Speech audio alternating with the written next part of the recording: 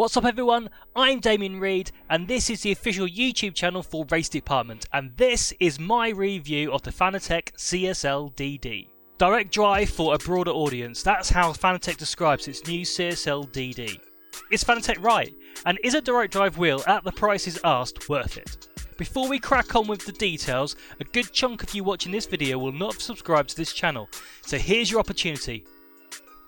Oh wait, go on. Whilst I'm on the subject of subscriptions, why not get yourself over to RaceDepartment? There's a link in the description where you can join the 1.8 million sim racing fans. Discuss your favourite race sim, ask questions, help others, watch videos, share your rig builds, download mods and just have a jolly good time. The sim racing world appeared to be turned on its head earlier this year when Fanatec released information about its new entry-level direct drive wheel. The internet literally went crazy, many proclaiming that all of the manufacturers must release direct drive wheels or they'll be finished as a business. Then, a few weeks later, Thrustmaster announced the TGT2, a wheel that would typically have been launched without too much of a buzz, but just a quick look through social media comments about the wheel reveals that pretty much all posters were slamming it because it's not a direct drive wheel, it's too expensive. I haven't driven the TGT2 yet, but at some point I hope to do so. I have had the opportunity to drive the predecessor, though, which I liked a lot, and from what I've read and watched, this wheel is even better. The CSL DD does put other manufacturers in a bit of a predicament though.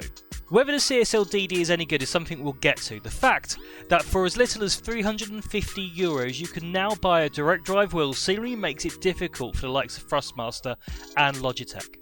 Whatever wheels they bring out in the near future that are similarly priced to the CSL DD will instantly be compared to it, and for many, if the new wheels aren't direct drive, they won't be good enough.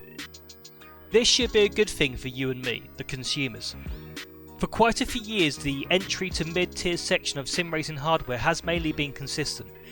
Yes, products are refined and new features come with the next iteration of a wheel, but in the main, they have looked, felt and driven the same way. This of course could be a flash in the pan, and anyone looking to buy a sub €500 wheel sometime in the future may not have direct drive in their mind, but right now in 2021 it seems that all wheels should be direct drive. If you're getting a CSL DD or maybe considering a different wheel, please let me know in the comments. Parting with €350 will get you the hub in 5Nm form, and that's just about it. You'll still need to purchase pedals and a steering wheel. The great news is that the CSL DD is compatible with all Fanatec wheels, so if you're on a budget, you can use a second-hand wheel or borrow one from a friend. For €480 you get exactly the same hub, but with the booster kit, which is essentially a larger power brick, providing the hub with more power and unleashing a wheel to its full potential of 8 Nm. It's important to note that the table clamp is an additional accessory and costs €30. If you decide to part with €350 and purchase the booster kit later, you can, but it will cost you more. The booster kit costs €150, making the combined purchase €30 more. If you already have Fanatec pedals, a shifter and or a handbrake, great! The CSL DD allows you to plug them directly into the back of the hub. If you purchase a table clamp, it will fit tables between 5mm and 60mm thick. And there are some T-nuts supplied in the box that allow for easy mounting to pretty much any rig. It's not the prettiest hub I've ever seen, but you get used to it, and in some ways it does share some of the characteristics with the Fanatec DD1 and DD2. However, the way it looks is deliberate. The hub is fanless, using aluminium fins to passively cool itself. At this point, I should say that during my testing of the CSL DD, it never felt hot or even warm to touch. I'm not going to cover what a direct drive wheel is in this review, there's plenty of information on the internet and I talked about it briefly in my initial thoughts video. I've decided to review the 5Nm and 8Nm variations separately because there is a difference and I want my thoughts and feelings on both options to be clear. The first thing you will notice is the smoothness of this wheel. If you've never driven a direct drive wheel and are used to gears and pulleys, you'll be blown away by how this wheel feels even without it running in a sim. There's no grating from cogs or friction from pulleys, just direct drive smoothness. At the time of this review I have tested the CSL DD with a Assetto Corsa and a Assetto Corsa Competizione. I will test in other sims, but this review will be based on my experience on these two specifically. I've also tried to place myself in the minds of different consumers who may have different expectations of the wheel. I thought about the wheel from the perspective of someone coming from an entry level one, and I've also considered someone who's had experience with a direct drive wheel. So let's get the latter out of the way first. If you've had experience with other direct drive wheels, you're going to be let down by the CSL DD in its 5 Nm form. You're used to 18 Nm or higher, and with 5 Nm there's simply no comparison. However, if you're moving over to the CSL DD from an entry level wheel, you're likely to experience a wave of different emotions about this new Fanatec hub. I've already mentioned how smooth it is, but you'll be pleasantly surprised at how punchy a direct drive wheel can feel. The way the hub communicates with you is totally different to any entry level wheel.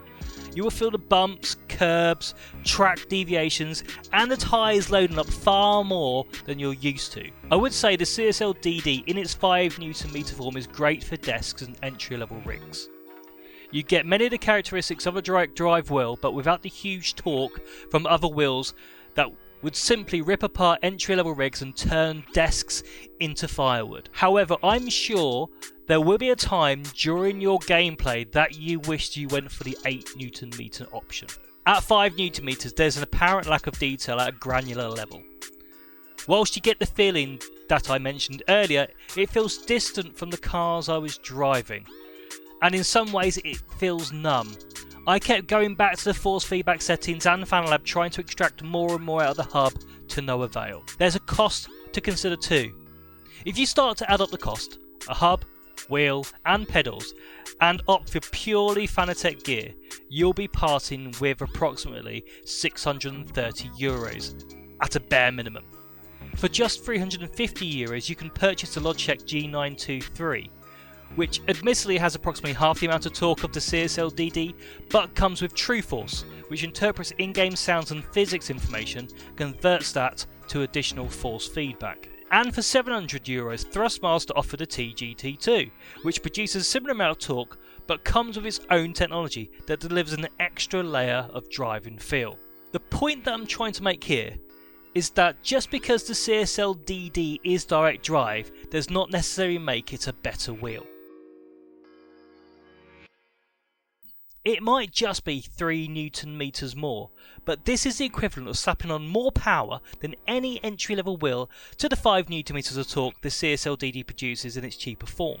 At 8 Nm you can expect all the benefits that I described in the 5 Nm review and far fewer drawbacks. There is so much more feel. As a driver you feel the bumps more in the texture of the road, and at high torque moments you'll be fighting with the wheel. All these benefits enhance the immersion you experience with the additional booster kit. Catching slides will be easier than before, and finding limits of your tyres will come more naturally.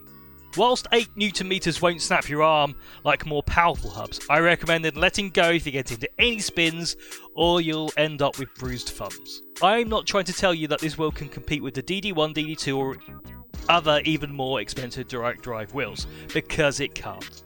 At 8 Nm this hub has a third, sometimes even less, of the power of other direct drive wheels. There are other things to consider though. With higher torque wheels you will need a higher quality rig. For this review and my daily driver I used the Thrustmaster Challenger rig, and at 8 Nm it feels like the rig is at its absolute limit. Though the table clamp is an option for the CSL DD, you'll need to turn the force feedback right down to be able to use it with 8 Nm. I am extremely impressed with the 8 Nm of torque. I found it very easy to get back on pace with this hub. I could see this variation of the CSL DD being something that I may be purchasing in the future myself. Nothing's ever perfect, and there are a few things about the CSL DD that I don't like. I'm not a fan of the massive power button at the front of the hub. Not only is this a power button, but it also allows you to cycle between PC and Xbox modes. Twice I've hit this button as I've been driving, which completely ruins the race. Having this button at the front makes no sense to me. Yes, it might be easier to switch between modes as you don't have to reach around the back, but is it that much of an inconvenience to reach around, and how many times are sim racers going to be switching between the two different modes? I'm also not a fan of the plastic end caps. I understand the wheel has been made with a budget in mind, but picking at it with my finger, the end caps remind me of an instant ready meal tray. Whether this wheel is for you or not is a decision you alone must make. For 5 Nm, there's a good argument that other wheels may provide a better driving experience. However, for 8 Nm, I believe this is the best option in this price range. I will say this though, Fanatec have put the cat amongst the pigeons with a direct drive wheel for under €500, which hopefully means everyone else steps up their game in the coming months and years, making sim racing even better for us all. I hope you've enjoyed this review of the CSL DD. I've been Damien Reed. See you soon.